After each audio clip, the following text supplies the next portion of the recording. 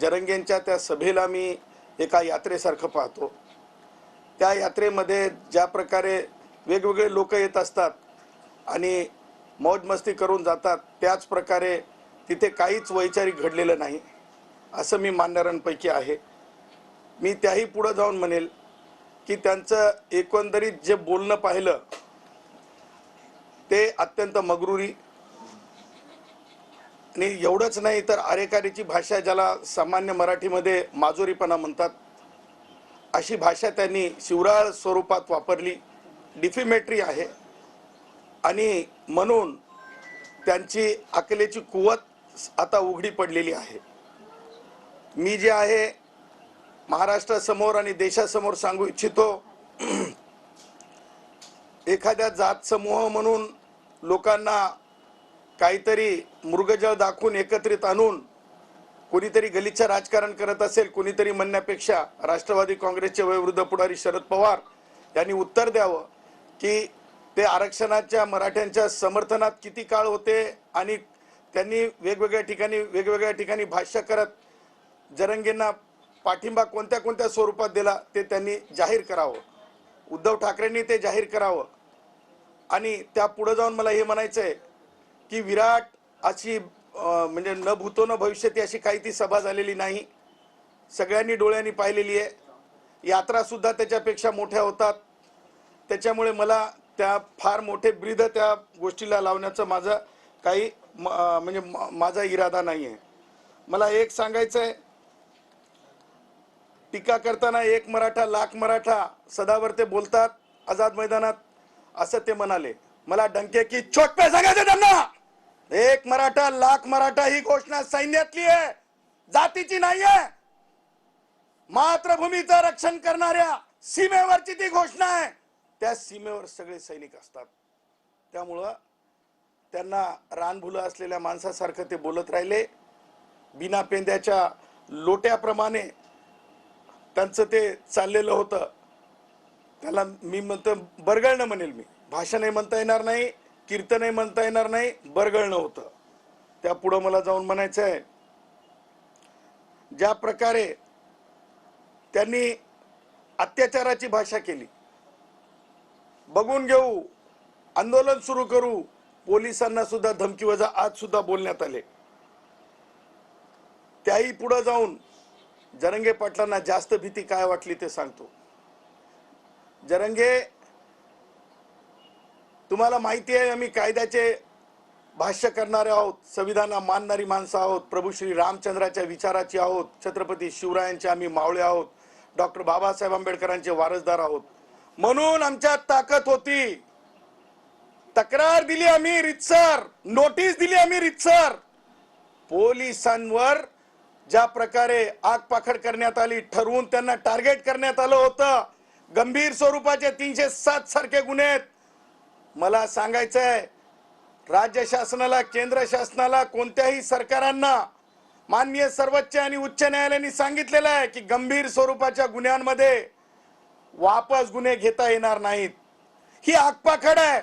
गुन्हे जे मागच्या आंदोलनाच्या वेळेस यांच्या करवी झाले, त्या गुन्ह्यांमधली वसुली, लालपरी एसटी महामंडळातली जाळल्या गेल्या त्याची वसुली होईल।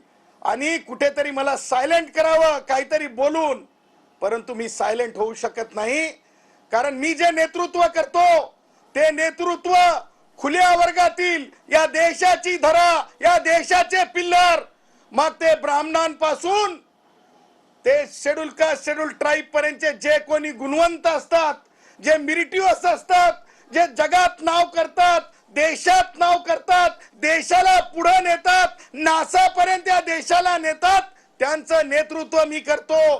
त्यामुळं जो समाज, मला मराठा समाज म्हणून आकस नाहीये, परंतु जो समाज कायम राज्य करताय, जो समाज आजपर्यंतही आपण जर पाहिलं, आम्ही मी सर्वोच्च न्यायालयात मांडलेल्या बाबी आहेत, या हा समाज कोणत्याच अर्थाने जे आहे मागास अनेक आयोगांमार्फत ठरलेला नाही। हा समाज जो आहे सर्वोच्च न्यायालयाने मागास म्हणून नाकारलेला आहे।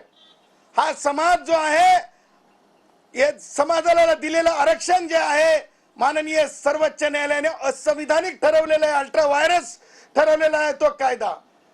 आरक्षण जरंगे हे मागणीवर नसतंय, आरक्षण जरंगे हे परिस्थितीवर असतंय.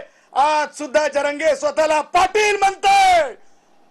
मला सांगा, पाटील की कुणाकडे असते? सुपरमसी मध्ये असते. सुपरमसीसाठी आरक्षण आहे का? नाही, नो. कुठेतरी पॉलिटिकली कनेक्टिव्हिटी द्यायची आणि बोगसगिरीतून काहीतरी साध्य करण्याचा प्रयत्न करायचा. जरंगेचे पॉलिटिकल बॉसेस दुसरे आहेत. आज जरंगेने घोषित केलं की ते भाषण करणार नाही. अर्थातच त्यांचं काहीच आकलन नाही, काही ज्ञानार्जन नाही, संविधानिक तत्व माहित नाहीत. अहो मराठा भावांनो, मला तुम्हाला हे सांगायचं आहे, आजच्या जरंगेच्या जे काही भाष्य केलं जरंगेनं, त्या भाष्यातून, अरे जरंगे, तू एकदा सांगतो की मराठा वेगळा करून प्रवर्ग द्या, म्हणजे मागे दिलेलं रिझर्वेशन, सन्माननीय श्रद्धेय देवेंद्रजी यांच्या म्हणजे मुख्यमंत्र्यांनी असतानाच्या काळामध्ये दिलेलं ते आरक्षण होतं. त्या आरक्षणाला मी हिंदुस्थानी नागरिक सामान्य 50% गुणवंतांचा जे मला जिम्मेदारी दिली, माझ्या सामान्य गुणवंतांनी, खुल्या वर्गातील ब्राह्मणांपासून जे जे आर्य असतील, वैश्य असतील, कोमटी असतील, सगळ्यांनी त्यांचं प्रतिनिधित्व करण्याची, आणि ते आरक्षण आम्ही जे आहे टिकू दिलं नाही किंवा आरक्षण जे आहे ते नाकारण्यात आलं. त्याच आरक्षणाला पुन्हा आता आज जरंगे म्हणतो की मराठ्यांना वेगळा प्रवर्ग करून द्या. ह्याच्यातून समजतंय की हे कसे बिनबुडाच्या गोष्टी करतो. त्यानंतर थोड्याच वेळात म्हणतो की कुणबी करा, म्हणजे ओबीसी द्या. अरे बाबा, स्वतःला सगळ्या भाषणात मराठा मराठा मराठा मराठा म्हणतो आणि आरक्षण कुणबीतून. एक तत्व, मी शेतकरी आहे, शेत मजुरांची भाषा कळते मला, सगळ्या जाती धर्माची भाषा कळते मला. लावलं रताळ आलंय केळ असं कधीच झालं नाही. लावलं रताळू आलंय केळ असं कधीच झालं नाही. वस्तुस्थिती समजली पाहिजे. जरंगे एका बाजूला मराठा म्हणतो, इथेच रिझर्वेशन, तू याचं कुणबी म्हणून ओबीसीचं फेल झालं, तुमच्याच बोलण्यातून फेल झालं. मला पुढे जाऊन हे सांगायचंय, मगरुरी आणि घमंडीची भाषा ही केवळ ज्याला म्हणतो आपण कशामध्ये पाहायला मिळते, तर सुपरमसी मध्ये मिळते. सुपरमसी म्हणजे काय, तर आरक्षण देता येत नाही. म्हणे सारथी, श्रद्धेय देवेंद्रजी, उपमुख्यमंत्री, मुख्यमंत्री एकनाथजी शिंदे यांनी जे सारथीला जे काही बजेट दिलं, ते बजेट तरी देता येते का, असा माझा दुसरा प्रश्न आहे. कारण जो समाज मागासच ठरत नाही, त्या समाजावर अशा प्रकारचा पैसा देणं हे अत्यंत गैर आहे, हे गैर लागू आहे, चुकीचं आहे. हे मीच बोललो होतो. छत्रपती संभाजी राजे आणि त्यांची जी बैठक झाली होती मंत्रालयात, त्या मंत्रालयाच्या बैठकीच्या प्रसंगी मीच बोललो होतो की इतर ज्या मागास जाती आहेत त्या संस्थांना पैसा दिला जात नाही आणि सारथी सारख्या संस्थांना पैसा दिला जातो. हे कुठेतरी तात्विक बरोबरी नाही आहे. त्याच्यावर सुद्धा त्यांचा आक्षेप आहे. सांगायचं तात्पर्य हे की आज जे काही जरंगे बोलले त्या गोष्टीला कुठे सुद्धा कायदेशीर असं कनेक्टिव्हिटी नाही, भीतीपोटी बोलले. त्यांचा इरादा फक्त गुन्हे वापस घेण्यापुरता आहे, त्यांचा आरक्षणाशी संबंध नाही. आणि म्हणून मला हे म्हणायचं आहे की जरंगेनी राजकारणी लोकांचे नाव घेऊन, जरंगेचे जे पॉलिटिकल बॉसेस आहेत त्यांना आज जरंगे किती लॉयल, मी एखाद्या माझ्या घरी सुद्धा मी म्हणजे पशु प्राण्यांचा मी आदर करणार आहे. माझ्याकडे तर म्हणजे डॉंकी पासून सगळे प्राण्यांचा लाड करणारा माणूस आहे. मी म्हणणार नाही की लॉयल डॉग म्हणून, कारण मला ते म्हणावं वाटणार नाही. परंतु आज जरंगेनं त्याच्या पॉलिटिकल बॉसेसला ते दाखवून दिलेलं आहे की ते किती प्रामाणिक बोलू शकतो. आणि म्हणून अशा बिनबुडाच्या आणि रानभुलं लागलेल्या जरंगेवर महाराष्ट्राच्या माननीय मुख्यमंत्र्यांनी किंवा जनतेने किंवा मराठा समाजातील युवकांनी कोणतंही लक्ष देऊ नये. कारण जरंगेला हेच माहिती नाही की तो मराठा आहे, मराठा म्हणून त्याला उभं राहायचंय की कुणबी म्हणून उभं राहायचंय. सरमिसळ आहे आणि त्याच्यामुळं त्या चर्चेला काही अर्थ नाही. जरंगेजवळ जाल तर ज्या प्रकारे शरद पवारांच्या काळामध्ये भारतरत्न डॉक्टर बाबासाहेब आंबेडकरांच्या मराठवाडा विद्यापीठाला नाव द्या जे चाललं, अनेक वर्षानुवर्ष चाललं, अनेक पिढ्यावर गुन्हे दाखल झाले, त्याच प्रकारे युवकांवर ते नामांतर झालंच नाही, नाम विस्तार झाला.